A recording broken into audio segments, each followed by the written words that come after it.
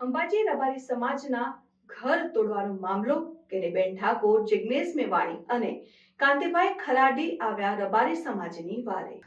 Demolition કામગીરી ઉપર જિગ્નેશ મેવાણીએ કર્યા આકરા પ્રહાર।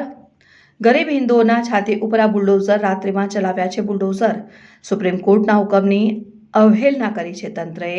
જિગ્નેશ મેવાણી, જ્યાં સુધી રબારી સમાજને ઘર નહીં મળે ત્યાં સુધી આ કોરિડોરને નહીં બનવા દઈએ। કેનીબેને પણ ભાજપની સરકારને ઘેરતા કર્યા પ્રહાર। ગુજરાત સરકારે આ ગરીબોના પરસેવા ઉપર પાણી ફેરવ્યું છે। કેનીબેન ખેડે એની જમીન અને રહે તેનું ઘરના કાયદાને ઘોડીને પી ગઈ સરકાર। જે કોરિડોર બનાવવા માટે કરીને ગુજરાત સરકારે જે વર્ષોથી અહીંના તમામ સમાજના લોકો, ગરીબ લોકો એ પોતાના પરસેવાની કમાણીએ મકાન બનાવીને નાના મોટા મકાન બનાવી નાના મોટા ધંધા રોજગાર સાથે ગુજરાન ચલાવતા હતા। સરકાર કોઈ પણ ડેવલપિંગ કરે એમાં કોઈનો વાંધો ના હોય, પણ જ્યારે આઝાદી પહેલા આ લોકોના મકાન હોય ત્યારે તો આઝાદી પહેલા તો અને આઝાદી પછી તો કાયદો હતો કે ખેડે એની જમીન અને કબજો એનું મકાન। તો આ એ વખતના કાયદા પ્રમાણે ગણવા જોઈએ તો આ કોઈ પણ ગેરકાયદેસર નથી।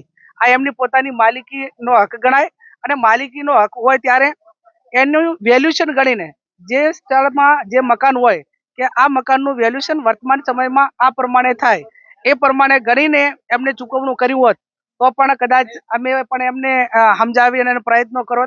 આજે પશુપાલન સાથે સંકળાયેલા છે। અંબાજીમાં કોરિડોર બનાવવાના નામે રબારી અને અન્ય સમાજના ગરીબ વર્ગોના અત્યંત બેરહેમીપૂર્વક રાતના અંધારામાં બુલડોઝર ફેરવી 80 લાખની કિંમતના, કરોડોની કિંમતના મકાનો તોડી એમને રસ્તે રઝળતા કરી દીધા છે।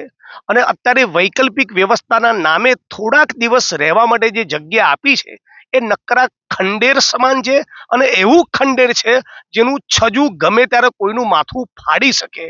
આ ભારતીય જનતા પાર્ટીની સરકારનું અસલી ચરિત્ર છે। એટલે ક્ષત્રિય, દલિત અને કોળી સમાજના મકાનો ભાવનગરમાં તોડી રહ્યા છે, અમદાવાદમાં અને અંબાજીમાં રબારી સમાજના મકાન તોડ્યા, સુભાષબ્રિજ સર્કલ પાસે ઠાકોર સમાજના મકાન તોડ્યા। એટલે જાણે દલિત, આદિવાસી, ઓબીસી સમાજની છાતી પર બુલડોઝર ફેરવવાનો સંકલ્પ આ હિન્દુત્વનો ઠંઠો લઈને ફરતી સરકારે, ભાજપના લોકોએ કર્યું હોય એવું ચિત્ર છે। અને સાંભળવા મળ્યું છે કે હજી બીજા 2000 લોકોને અહીંથી પોતાના આશિયાના રોજીરોટી દુકાનોથી વંચિત કરવાના છે। એટલે આવો પ્રોજેક્ટ એ અમાનવીય પ્રોજેક્ટ છે, જે કોઈ પણ સંજોગોમાં થવો જોઈએ।